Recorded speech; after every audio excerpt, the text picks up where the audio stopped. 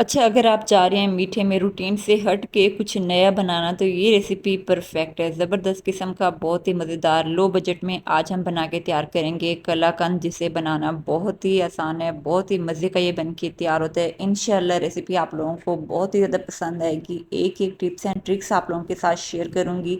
तो चलें जी, बिस्मिल्लाहिर्रहमानिर्रहीम, यहाँ पे कर लेते हैं इस मज़ेदार सी रेसिपी का आगाज़। अच्छा, सबसे पहले आपने कोई सा भी बर्तन लेके इस तरह से बटर पेपर या फिर जो सादा कॉपी वगैरह वाला पेपर होता है, आपने क्या करना है, अच्छे से घी या ऑयल वगैरह से ग्रीस कर लेना है। अच्छा, यहाँ पे ग्रीस कर लेने के बाद अपनी चॉइस के कोई से भी ड्राई फ्रूट्स वगैरह आप शामिल कर लें। अब दूसरी तरफ यहाँ पे मैंने ले लिया था एक पैन, इसमें आपने शामिल कर लेने 2 चम्मच यहाँ पे मैंने भर के ले ली थी सूजी।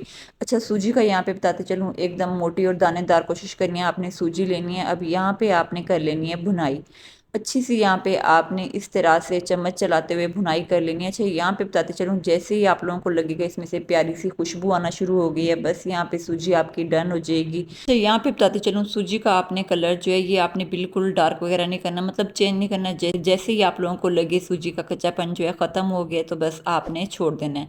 अब दूसरी तरफ यहाँ पे मैंने 1 कप भर के ले लिया था दूध, साथ ही इसमें शामिल कर लेना है आपने आधा कप यहाँ पे मैंने ले लिया था मिल्क पाउडर।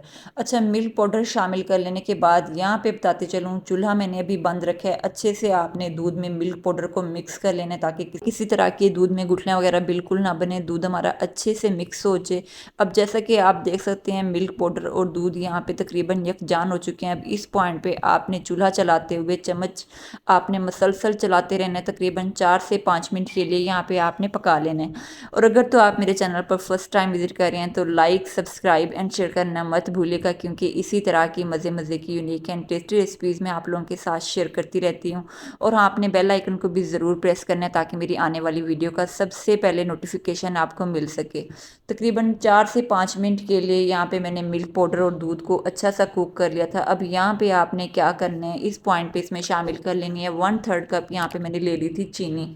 अच्छा, चीनी शामिल कर लेने के बाद आप देखेंगे इसकी कंसिस्टेंसी जो है कुछ इस तरह से बिल्कुल पतली सी दूध की जैसी हो जाएगी एकदम, जैसे आप देख सकते हैं थिक से ये बिल्कुल पतला हो गया। अब इस पॉइंट पे आपने क्या करना है, 2 चम्मच भर के इसमें शामिल कर लेनी है दही।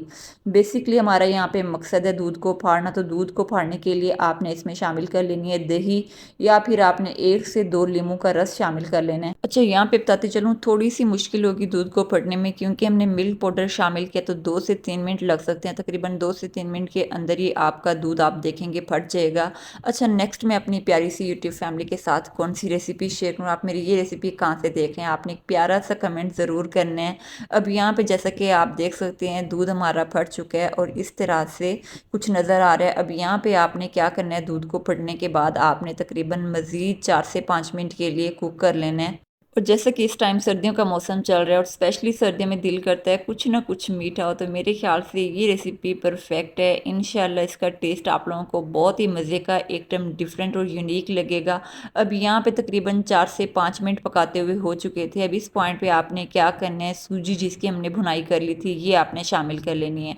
अच्छा, सूजी यहाँ पे डालने के बाद आप लोगों को लगेगा सूजी में कुछ गुठलियाँ वगैरह सी बननी है, जैसा कि आप देख सकते हैं यहाँ पे हल्की फुल्की सी गुठलियाँ जो है कुछ इस तरह से बननी है, लेकिन आपने चम्मच वगैरह की मदद से अच्छे से मिक्स करते रहना है। टेंशन बिल्कुल नहीं लेनी, आपकी गुठलियाँ वगैरह ख़त्म हो जाएंगी, बस आपने चम्मच चलाते रहना है मसलसल। यहाँ पे चम्मच चलाते हुए मैंने गुठलियाँ वगैरह जो है कुछ इस तरह से ख़त्म कर ली थी। अच्छा, लास्ट टाइम में ना मैंने आप लोगों के साथ कैरामल टॉफ़ी की रेसिपी शेयर की, जो कि आप लोगों को बहुत ज़्यादा पसंद आई। जिस किसी ने नहीं देखा ज़रूर देखेगा, इंशाल्लाह रेसिपी आप लोगों को बहुत ही ज़्यादा पसंद आएगी।